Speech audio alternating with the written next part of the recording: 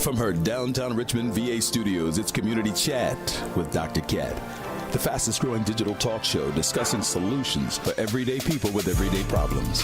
Hit us up with your comments at drcatford.com. Now, here's your host, Dr. Cat Ford.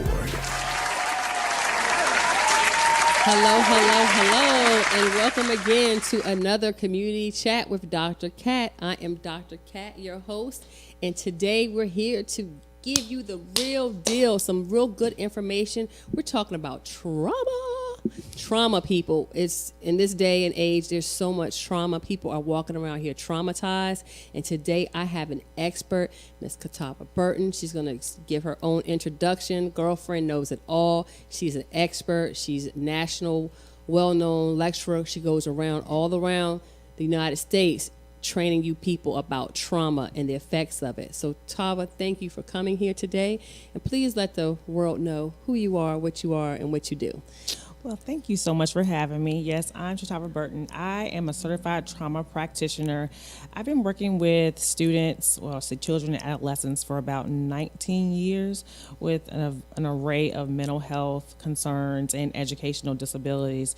And I became a certified trauma practitioner last year, and I just am passionate about it. I'm passionate about giving what I know to the community. So I'm hoping that what I have today will be very helpful to someone who has experienced trauma. Yeah, it definitely will. So Tava, just real quick, tell us what is trauma? Because I know that you mentioned mental health. You know, people have problems, but tell us, what is like trauma? When is somebody traumatized? Right. So I would say a standard definition is going to be trauma is an emotional or psychological response to some type of distressing event or situation. Okay. And they're different types. So okay. one, you might have an acute trauma, which happens one time. Maybe you were in a car accident. Okay. Or maybe you were in a tornado or hurricane. Okay. And the second one is betrayal trauma. And this is what you're going to see more of in our communities and in schools, where you experience an adverse childhood experience from a caregiver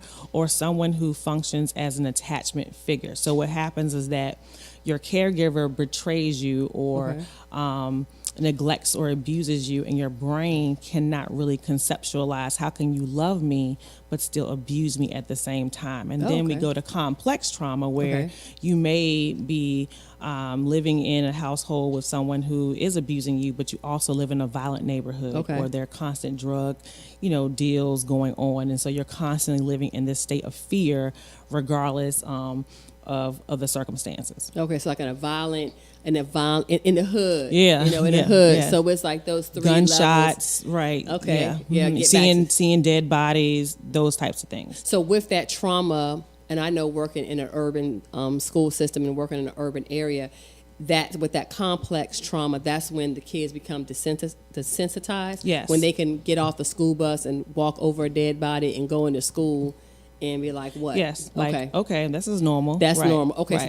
so that's with the complex. That's more complex. Now, when you mentioned about the betrayal, is that still, I know you mentioned about it being an adverse childhood effect, the ACE, but what about betrayal if someone was betrayed like on social media? So does it necessarily have to be is there a term for trauma, like with that betrayal, like if a boyfriend betrayed me and the person, because I notice people are committing suicide now because of things that are posted on social media. So that betrayal level of trauma, is that trauma? That can be a traumatic experience. The betrayal trauma usually is going to be in a household with a caregiver or someone that you have an attachment with, an uncle, a cousin, aunt. Social media will be more like a vicarious trauma, where I would use the example of Mike Brown and the police videos that we saw, where we actually saw footage of them being killed. And so what happens is that those memories imprint on your brain, and you continuously relive it or you see it, and it can cause adverse effects. So vicarious trauma or secondary traumatic stress can mimic symptoms of post-traumatic stress disorder, which we usually associate with veterans, but that is very common with a lot of Americans walking around daily. Yeah, because I can actually say, hearing Trayvon Martin and hearing him cry for his life, that affected me deeply. And right. so I think I was vicariously traumatized Yes. for a Yes, second. yes. Well, it made me, Yes. I mean, yeah, It brings up feelings and emotions. It does. And I'm just like, brings back NWA at the police, when I heard, Right, maybe right. not with that, because that's what Zimmerman was faking like he was, but that brought up some memories. Especially if you're a parent, because Yeah. if you're a parent of a black son or a parent in general, and you saw that, naturally you're putting yourself in Trayvon Martin's mom's shoes. Yeah. That's the empathy part. Yeah. Like, how would I feel if this were my son, or how would I feel if I had to bury my son? So it's more so putting yourself in someone else's shoes, and that is really the heart of understanding trauma and walking their walk. And you said that because when I actually heard that, I didn't know what was going with the Trayvon Martin thing until I was listening to Russ Parr and they played him, begging for his life. And my 6-year-old son said, "Mom, am I going to die?" Right. And that was a traumatic experience for me. But, Tava, I thank you for your information. We're going to take a word from our sponsors real quick and take a break, and we'll be right back with Community Chat. Community Chat with Dr. Cat, sponsored by Marion Marketing Global. You know those guys over at Marion Marketing Global? They can do everything from billboards to bus signs. Marion Marketing Global, changing the world and expanding your brand every day, each day. Marion Marketing Global, 804-938-5218. Check us out on the web at marionmarketingglobal.com.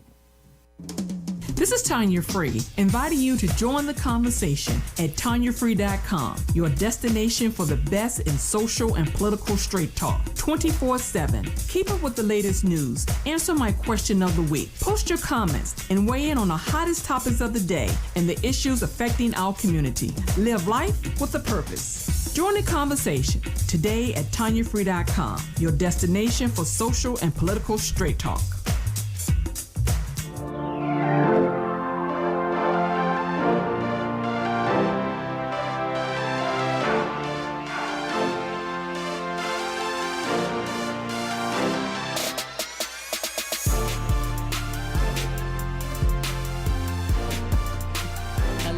Welcome back. Thank you for joining us. It's Community Chat with Dr. Cat. I am Dr. Cat Ford here today learning about trauma. We had a young, bright sister here, Ms. Katava Burton, who is an expert in trauma, and she is putting that knowledge down for us, giving us the real deal. So, Tava, earlier you explained to us what the different levels of trauma was, and definitely our United States, just internationally, there's been a lot of trauma. Knowing that you can become traumatized by watching something on TV or an event, or constantly hearing about African American men being killed by police. Those are definitely imprinted on our brain. For those out there who live in these violent neighborhoods, or just watching TV in ongoing negative events, what type of help? Because I know previously being a therapist, I know there's specialized trainings that we can receive. Everyone can't help somebody who's been traumatized. I know I have to use a different hat of services when I used to work with someone who was PTSD compared to somebody with grief and loss, or compared to somebody who's been abused. So can you tell us what type of assistance that someone should seek if you feel like they've been traumatized? Well, what I would speak from, if you know of someone who's experienced trauma, the question that needs to be asked is not what is wrong with you, but what has happened to you. Okay. Because if I ask someone, well, what is wrong with you? They're going to say, well, nothing's wrong with me. What's wrong with you? Yeah. But if I've asked, what has happened to you, you've opened the doors for someone to say, this has happened. And that's how you establish that trust. Seeking help, especially in the Black community, is very tough because there's still a lot of stigma and shame associated with seeing a therapist or psychologist. And so oftentimes people are labeled as crazy or, psycho, you acting bipolar, all those negative connotations. Yes. So I always say that I try to put it in the context, if I had cancer, what would you label me as? Brave, a survivor, a fighter. Yeah.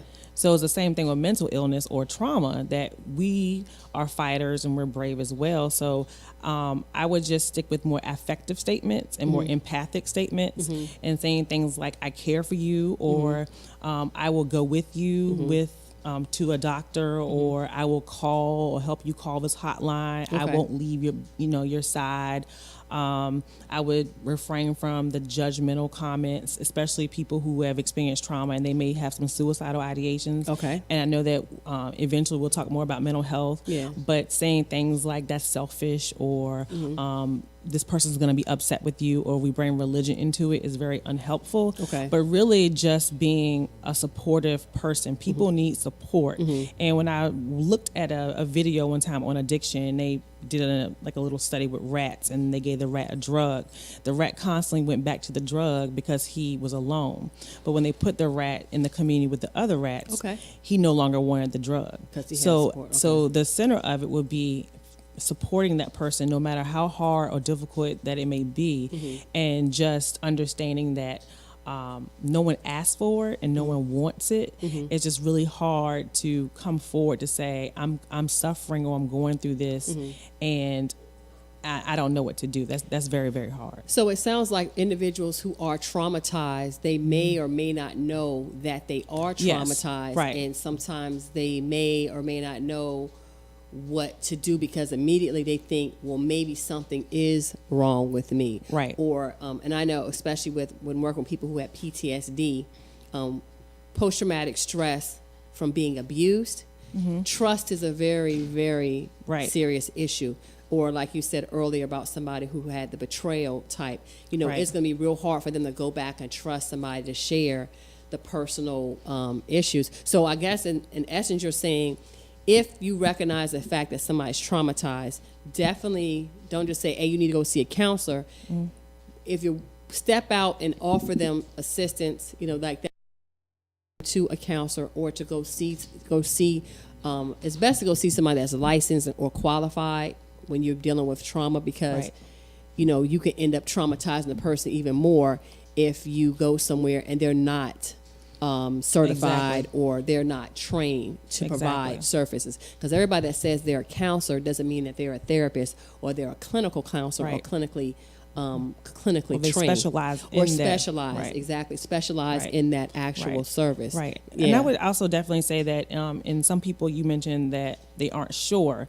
And so just a little bit of background that there are 10 adverse childhood experiences and that they are associated with chronic illnesses in adulthood. So that would be domestic violence against your mother, incarceration of a household member, living with a parent or guardian with a mental illness and or substance abuse problem, the emotional and physical neglect, or living in a household with someone who's physically, sexually, and or emotionally abusive. And the last one is parental divorce and separation. So a lot of people don't realize that when your parents are divorced, that is a form of trauma. Well, yeah, and also too, for our vets that are coming back from the war, when they have that PTSD, it's just like being in a household with somebody who's a drug addict, abuser. They have experiences also as well. Again, they got theirs from trying to fight for freedom for our country. Right. So, Tava, it's been awesome. I know right off the bat, like I said, she is an expert.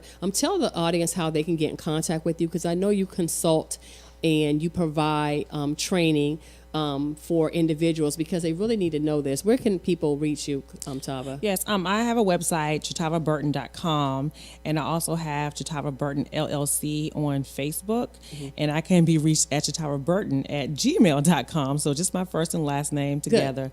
I can be found on social media. And I will also post it on my website, www.drcatford.com. Thank you, everyone, for listening to Community Chat with Dr. Cat. I will see you all later. Thanks again, Tava.